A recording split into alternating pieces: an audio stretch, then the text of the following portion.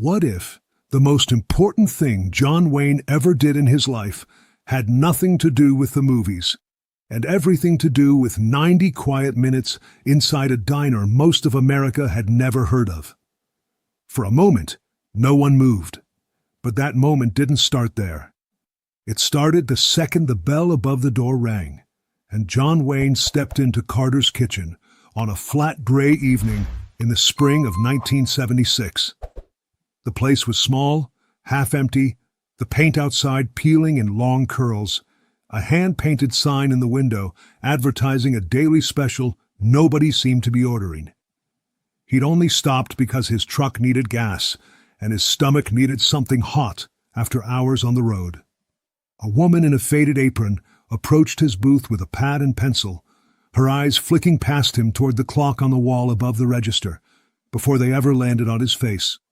Her name tag read, Odessa. "What can I get you?" she asked. Not quite a question, her voice flat with exhaustion rather than rudeness. "Coffee and whatever's good tonight," Wayne said. She wrote it down without looking up, glancing at the clock again. "Eat fast, mister. We close at 8 tonight." A pause. "For good."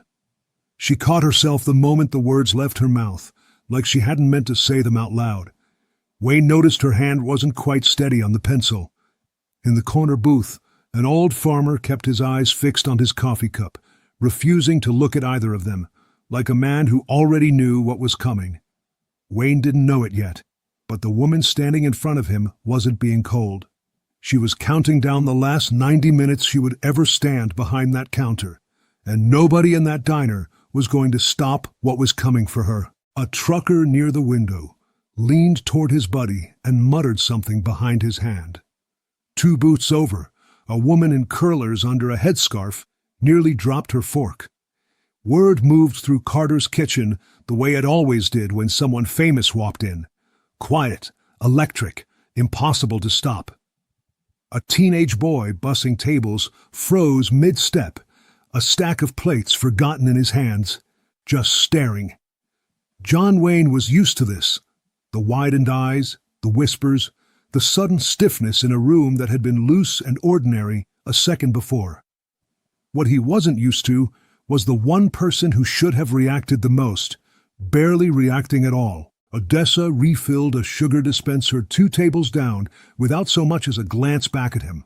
She wasn't starstruck, wasn't nervous, wasn't even curious. She moved like a woman running on a clock only she could see, and Wayne found himself watching her instead of the menu. The way she kept smoothing the same wrinkle out of her apron, the way her eyes kept cutting toward the front window every time headlights passed on the road outside, the way she flinched, just slightly, every time the old register's bell rang. Something about her didn't fit, and Wayne, against every instinct that told him to eat his coffee, drink it black, and mind his own business the way he'd come here to do, couldn't quite look away. But none of this, not the silence behind her eyes, not the clock she couldn't stop checking, started tonight. 6 months earlier, nobody in Caldwell, Texas would have believed Carter's Kitchen could ever come this close to closing its doors. Curtis Carter had built the place with his own 2 hands back in 1957, and for 19 years it had never once gone dark on a Friday night. Then came the morning Curtis collapsed behind his own grill with a spatula still in his hand, and the diner that had survived 2 recessions, a flood, and 1 tornado started dying a slower, quieter death instead, 1 unpaid bill at a time. By 8 o'clock that evening, a car neither Wayne nor anyone else in that diner was expecting would turn off the highway and roll slowly across the gravel lot outside. And whoever was driving it had nothing to do with anyone's supper. Caldwell wasn't the kind of town that made the news. Population just under 2,000, 1 stoplight, a grain elevator that hadn't run at full capacity in 3 years, and fields on every side that had gone the color of old straw from a drought nobody could remember the end of. Trucks still rolled through on the highway, but fewer of them stopped now than they used to, and the ones that did rarely stayed long enough for a second cup of coffee. Carter's Kitchen had been the one constant. Curtis built it himself in 1957, board by board, on a strip of land his own father had farmed before him. Odessa came into his life 2 years later, a preacher's daughter from the next county over, who could run a cash register faster than anyone Curtis had ever seen, and who never once let him close the doors before every last customer had been fed. They raised 2 children in the rooms behind the kitchen, a son who'd moved to Houston for steady work, a daughter buried young, a loss neither of them ever spoke about out loud. For 19 years, Odessa worked that counter standing beside her husband. After he was gone, she worked it standing alone. The bills came first. The hospital, the funeral home, a walk-in cooler that finally gave out the same winter Curtis did. Then the drought tightened its grip on every farm within 30 miles, and the truckers that used to fill her booths 3 times a day started finding faster routes that skipped Caldwell entirely. She took a loan against the building just to keep the lights on through one more harvest season. Certain business would come back the way it always had. It didn't. Her son called every Sunday and offered, every single time, to send money. Every single time she told him she was fine. Pride wasn't a virtue Odessa Carter had been taught. It was a debt she'd inherited, the same way she'd inherited the diner, and she would rather lose everything Curtis built than let her own children watch her fail at keeping it. If you've ever watched someone too proud to ask for help, even while everything around them was falling apart, you already know exactly the kind of woman standing in front of John Wayne that night. Drop a comment below if that story sounds familiar, because hers was about to get a lot harder before it got any easier. She had told no one in Caldwell how close she really was, not the regulars, not her own employees. By 8 o'clock that night, she wouldn't have to tell anyone anything at all. They would all see it for themselves. Wayne set his coffee down and asked, plain and unhurried, if she was all right. Odessa's jaw tightened. "I don't need pity, Mr. Wayne," she said, not even surprised he'd recognized her recognizing him. "I need customers, and you're about the 4th one I've had all week." She turned and walked the order back to the kitchen window before he could answer, and Wayne sat there with the strange, unfamiliar feeling of a man who had come in wanting nothing more than to be left alone, and now couldn't stop himself from wanting to know more. He didn't get the chance to ask again. At exactly 7:58, the bell above the door rang once more. A county sheriff's deputy stepped in first, followed by a man in a gray suit carrying a leather folder, his shoes too clean for a gravel parking lot. The room went quiet the way rooms do right before something irreversible happens. The man in the suit didn't lower his voice. "Odessa Carter," he said, "by order of First Caldwell Bank and Trust, this property is in default. Total balance owed, $4,380. We're here to post notice of foreclosure, effective tomorrow morning." He read it like a man reading a grocery list, in front of truckers, regulars, the boy still holding his stack of plates. Odessa didn't argue. She didn't cry. She just nodded once, like a woman who'd been bracing for this exact sentence for weeks and had simply run out of road to outrun it. That was the moment something shifted behind John Wayne's eyes. The same hardening men who'd worked beside him for 30 years would have recognized instantly. He wasn't looking at a stranger's bad luck anymore. He was looking at 19 years of a dead man's work, about to be erased over a number smaller than most studios spent on lunch. He stood up slowly, the way he always did, like he had all the time in the world. "Who do you answer to?" Wayne asked the man in the suit. Not loud, not a threat, just a question that made the room lean in closer.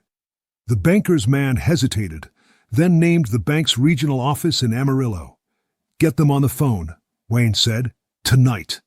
What followed took 11 minutes. A phone call from the diner's own wall phone, Wayne's voice low and steady the entire time. A number read out, an account confirmed, a balance settled in full, and then, after a pause that made the banker's man go pale, 6 months paid forward besides. Put it in writing before you leave, Wayne told him, and get that notice off her door. The deputy and the banker's man left without another word, the screen door swinging shut behind them into the dark, the gravel popping under tires as their car pulled back onto the highway. Every customer in Carter's kitchen sat frozen in place, forks halfway to their mouths, no one quite sure they'd just watched what they thought they'd watched. Odessa stood behind her counter, the pad and pencil still in her hand, staring at the man who'd walked in 20 minutes earlier, wanting nothing but a quiet meal. What John Wayne said to her next had nothing to do with the money at all, and it was the very sentence that would end up carved into a wooden plaque by Carter's kitchen's front door 40 years later, for every stranger who ever walked through it to read. For the first time since Curtis died, Odessa Carter's hands shook badly enough that she had to set the pencil down. 19 years of holding herself together in front of customers, employees, her own children, and it cracked open in front of the stranger she'd met 20 minutes earlier. "I can't take this from you," she said, her voice catching on every other word. "You don't even know me. You don't know if I'll pay it back. You don't know anything about." "I know your husband built something that fed half this county for 19 years, Wayne said, cutting her off gently. "I know you kept it standing alone for 14 months, when most people would have sold the land and moved on. That's not nothing, Mrs. Carter. That's not a debt I'm forgiving. That's an investment I just made." She shook her head, still fighting it, the same pride that had kept her silent for 6 months, refusing to let go without a fight. "Investment in what?"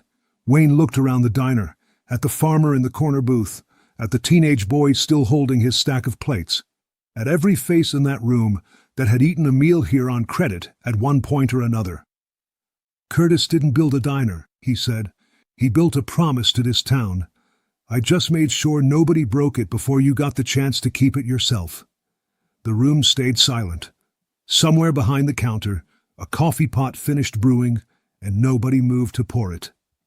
Odessa pressed the back of her hand against her mouth, and for a moment, the woman who hadn't cried at her husband's funeral, who hadn't cried once through 6 months of collection notices and missed payments, finally let herself cry in front of a dining room full of strangers and an old movie star who'd only stopped for gas.